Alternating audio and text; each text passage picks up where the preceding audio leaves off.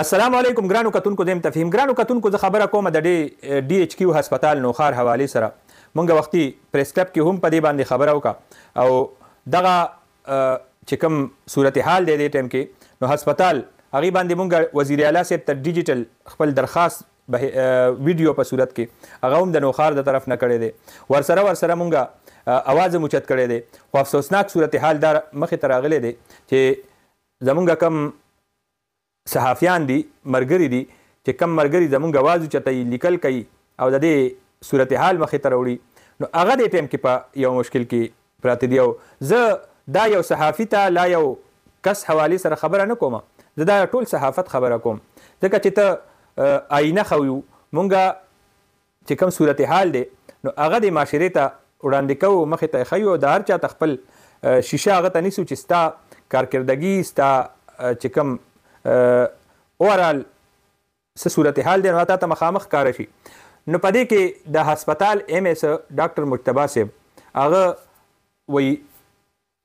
هسپتال چې کوم چوکۍ د هغې ته وینا کړې ده چې دلته به د صحافیان نه پرېږدئ او په دی باندې پابندي لګولې ده ولې چې دی ته د دی کار هغه بنیادي طور باندې د هسپتال صورتحال هغې باندې اواز اوچتول دغې کې نقایص راویستل دغې کې کمزوریانې راویستل نو دا صورتحال باندې مونږ وایو چې ایم ایس صاحب له پکار دا دي چې هغه شیشه نه ماتوي او خپل چې کوم صورت دی د هسپتال نو هغه یې ټیک کړي ځکه چې مونږ خو به دا شیشه دی هسپتال ته هر وخت نیولي او په دې کې به د هسپتال دا شکل ښکاري هسپتال کې دې ټایم کې دا صورتحال دی چې اوبه مالوچ ډسپرین ډیټول پایوډین مطلب چې د ضرورت کم شی دی نو هغه نشته او زه ټول عمر دی نوخار ته دا خبره کومه چې خدای دې نه کړي تاسو ته دلته غیر چاپیره چې څومره نږدې واقعات کیږي ایمرجنسیز راځي نو هغه ړومبنۍ ګاډۍ چې کم وخت د سر نه را روان یو ورننوځي په دې ډي ایچ کیو باندې راځي غټ خلک یو کټ کې راچولی ډي ایچ کیو ته را رسوي ځکه چې دغلته علاج معالجې دپاره ایمرجنسي ریلیف دپاره نو چې هغه ایمرجنسي ریلیف هم دغلته نشته هلته ډاکټر هم ني هلته کې په درزنونو ډاکټران دي خو په ډیوټۍ باندې ني نو دا صورتحال بیا افسوسناک شي او د دې لار راویستل پکار دي وزیر اعلی خیبر پښتونخوا نوی چارج اخیستی دی مونږ ورته درخواست کوو چې وزیر اعلی صاحب بغیر اعلانه بغیر چاته وینا ته ګاډي کې را روان شو ډایرکټ د نوخار په دې هسپتالونو باندې راننوځه نو تاسو ته به په خیبر پښتونخوا کې د محکمه صحت اوریجنل چې کوم تصویر دی هغه ښکاره شي او مونږ به توقع لرو زه بیا وایم چې هسپتال دا بنیادي طور باندې دلته چې کوم د ډیلی ویجز ملازمینو فوج برتی شوی دی دلته چې کلاس 4 کم فوج ظفر موج برتی شوی دی غیر ضروری چې کم خلق دي برتی شوي دي او یو کلاس 4 مافیا دغلته پرته ده چې د 25 لکو نوخاریانو په دې مخ باندې سپېړه ده او د دې 25 لکو نوخاریانو صحت باندې سوال دی د هغوی صحتي سهولیات هسپتال کې چې د هغوی کوم بنیادي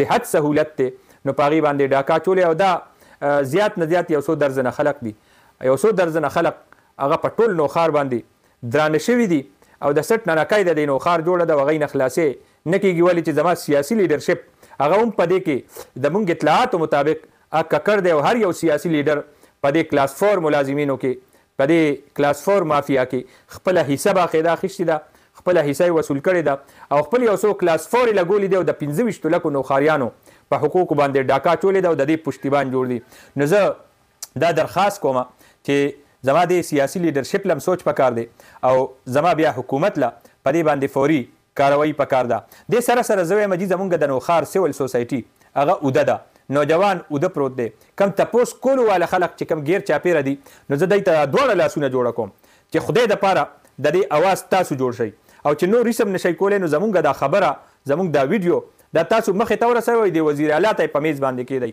ځکه تا ته خو اوس په خپلې بړستنې نه دا وزیر اعلی مخې ته تاسو کېښوی شئ اواز جوړ شئ مونږ سره را میدان ته شئ او دا هسپتال نه شروع کوي دلته چې ستاسو کومې ادارې دي د هغې د جوړښت دپاره او د هغې د اصلاح احوال او بهتر کولو دپاره ستاسو مخې ته راتګ هغه ضروري دی او دې کې زه ګڼم زمونږ د نوخار چې کوم نوجوان دی کم مشر دی همایدین دي زمونږ میندې خویندې دي نو هغه به پکې بنیادي کردار ادا کوي او هغه به د اواز کې اواز جوړ